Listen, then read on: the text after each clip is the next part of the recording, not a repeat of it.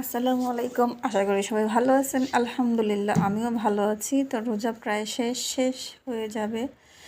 দেখতে দেখতে চলে গেল আজকে 23 রোজা, কালকে হবে 24 রোজা। তো আল্লাহ তাআলা সবাইকে হেদায়েত নসিব করুক।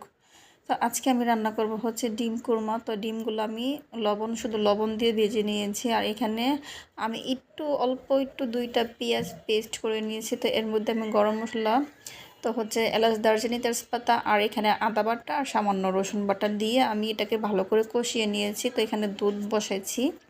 দুধটা আমি একদম পুরো বলক উঠায় নিব, তাহলে দুধটা আর ফাটবে না। কারণ এভাবে আপনি দেখা গেছে ডিম কুরমা, তারপর চিকেন কুরমা, হচ্ছে রোস্ট দিলে কি হয়, দুধটা তখন আর ফাটে না, দুধটা একদম ঝোলা ঝোলা থাকে, দেখতেও ভালো লাগে। তো আপনারাও চেষ্টা করবেন এইভাবে দেওয়ার জন্য। আর হ্যাঁ, আমি কিন্তু এখানে 1 চামচ পরিমাণ সস দিয়েছি, টমেটো সস, আপনারাও দিতে পারেন। তো এখানে হচ্ছে আমার কিন্তু মশলা একদম পারফেক্টভাবে আমি কষিয়ে নিয়েছি। আর অল্প অল্প একটু আদা, অল্প একটু রসুন দিয়েছি, আমি বেশি দেই নাই।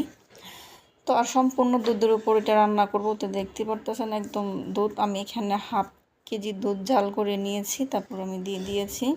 তো এখানে আমি কয়েকটা কাঁচামরিচ দিয়েছি শুধু, আর কিছু না। আর সামান্য পরিমাণ আপনারা যখন নামাবেন তখন একটু ঘি দিয়ে নেবেন, তাহলে ফ্লেভারটা ভালো আসে। আর একটু গুঁড়া দুধ দিয়ে দেবেন, তাহলে দেখবেন একদম মানে কি বলবো, এত মজা হবে। তো সেটাই। তো এখন আমি ডিমগুলো একটু একটু করে ফুটা করে দিব, কারণ ভিতরে ঢোকার জন্য। আমার রান্না কিন্তু প্রায় শেষ।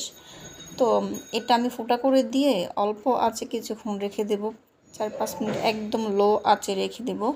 তো আমার রান্না কিন্তু শেষ।